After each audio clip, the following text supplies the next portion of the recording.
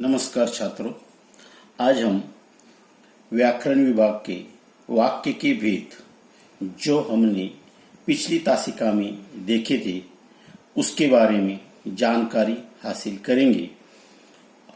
वाक्य उसे कहा जाता है जो ऐसा सार्थक शब्द समूह जो व्यवस्थित हो तथा पूरा आशय प्रकट कर सके उसे वाक्य कहा जाता है।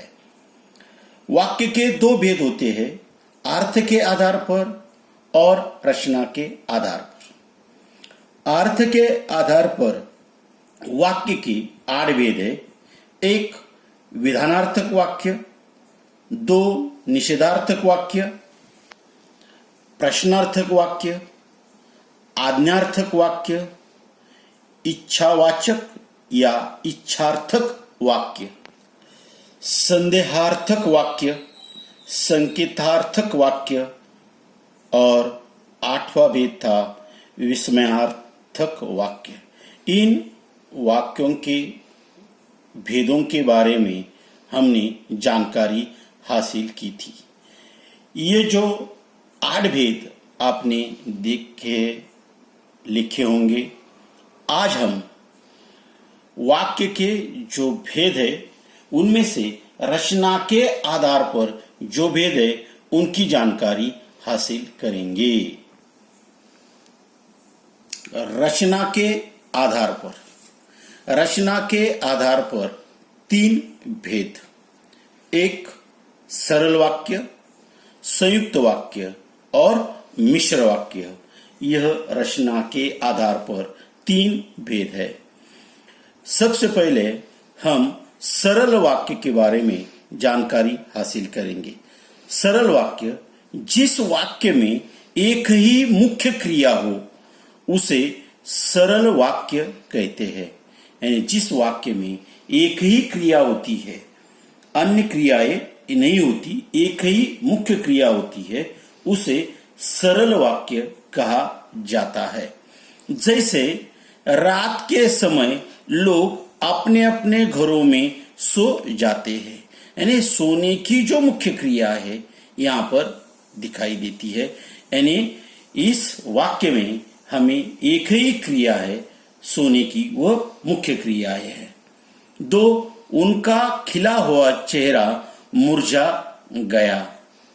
3 सामाजिक समता का प्रश्न अहिंसा के मार्ग से सुलझेगा। यानी इन 3 वाक्यों में अगर आपने देखा तो हमें यहाँ पर दिखाई देता है कि इन तीनों वाक्यों में एक ही मुख्य क्रिया है, यानी वाक्य सरल है। उसमें हमें एक ही वाक्य दिखाई देता है, इसलिए उसे सरल वाक्य कहा जाता है। दूसरा है संयुक्त वाक्य। संयुक्त वाक्य में 2 या 2 से अधिक सरल वाक्य समुच्चय बोधक और परंतु, तथा या आदि से जुड़े रहते हैं। यानी संयुक्त वाक्य में 2 वाक्य होते हैं और इन 2 वाक्यों को जोड़ने के लिए समुच्चय बोधक जो हमारा अव्यय है, जो हमने पिछली ताशिका में या पिछली वीडियो में आपने देखा है, जैसे और, परंतु, तथा, क्योंकि, इसमें से जोड़े जाते हैं। जैसे करामत ने होले से गाय को पुचकारा और उसके शरीर पर हाथ फेरा। इस वाक्य में करामत ने होले से गाय को पुचकारा एक वाक्य है और दूसरा वाक्य है उसके शरीर पर हाथ फेरा। और इन 2 वाक्यों को जोड़ने का काम और इस शब्द ने किया है, इसलिए यह वाक्य संयुक्त वाक्य है। दूसरा है हम टैक्सी में बैठे और टैक्सी दौड़ गई। हम टैक्सी में बैठे और टैक्सी दौड़ गई। इसमें भी 2 वाक्य है। हम टैक्सी में बैठे एक वाक्य, टैक्सी दौड़ गई यह दूसरा वाक्य, और इस वाक्य को जोड़ने का काम और इस शब्द ने किया है, इसलिए यह वाक्य संयुक्त वाक्य है। मांडवी काफी बड़ी नदी है तथा वर्ष भर पानी से भरी रहती है। मांडवी काफी बड़ी नदी है, एक वाक्य।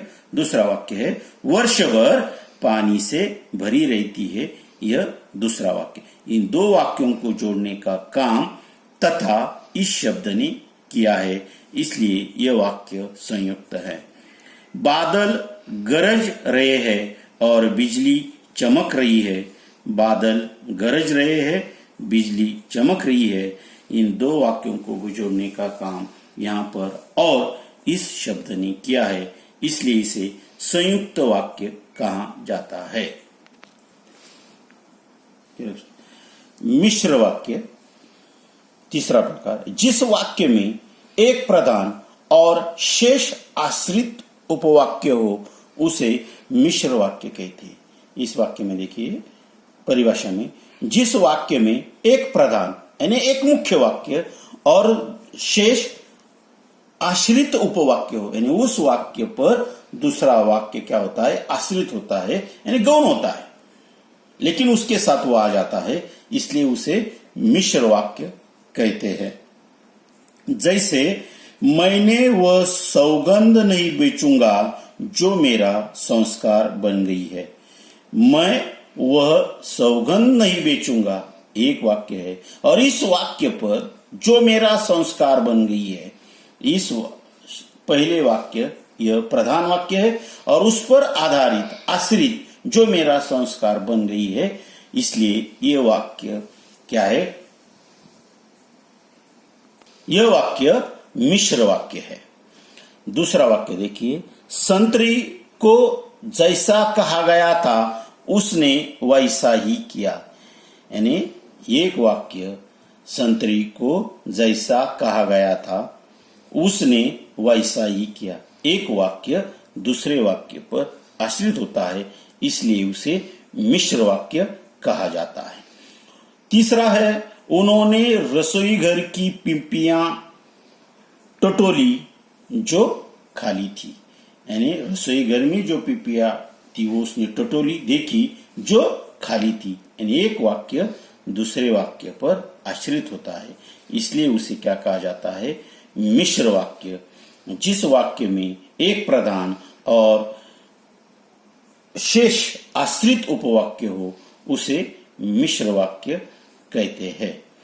यहाँ पर परीक्षा के दृष्टि से कुछ स्वाध्याय मैंने दिए हैं, वह है सूचना के अनुसार वाक्य बनाओ। जैसे मेरी टांग टूटना एक दुर्घटना थी। प्रश्नवाचक वाक्य हमें ये बनाना है, यानी आपको यहाँ पर दिया जाता है। देखिए कैसा वाक्य बना, क्या मेरी टांग टूटना एक दुर्घटना थी, यानी ये प्रश्नवाचक वाक्य बना दिया है। आपको जो वाक्य नीचे दिए गए वो आपको बनाने हैं। पर्यटन का अपना ही आनंद है, विस्मयवाचक वाक्य आपको बनाना है। उन्हें कांपते हुए रात काटनी पड़ती है, ये जो वाक्य है वो निषेधवाचक वाक्य बनाना है।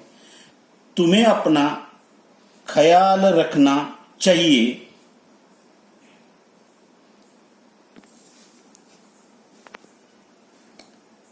आज्ञावाचक वाक्य हमें यहाँ पर बनाना है। तुम्हें अपना ख्याल रखना चाहिए, यह वाक्य हमें आज्ञावाचक वाक्य बनाना है। यह बात शान के तहत नहीं कर रहा हूं, ये जो वाक्य है वो वाक्य हमें विधानवाचक वाक्य बनाना है। यानी परीक्षा के दृष्टि से वाक्य के जो दो भेद है, अर्थ के अनुसार और सरल वाक्य के अनुसार, उनमें हमें यह प्रश्न परीक्षा में आते हैं और कभी कभी इस प्रकार के सवाल पूछे जाते हैं। उस सवालों का जवाब आपको वहां पर देना पड़ता है। तो आज हमने देखा रचना के आधार पर वाक्य प्रकार, एक सरल वाक्य, दूसरा संयुक्त वाक्य और तीसरा मिश्र वाक्य। धन्यवाद।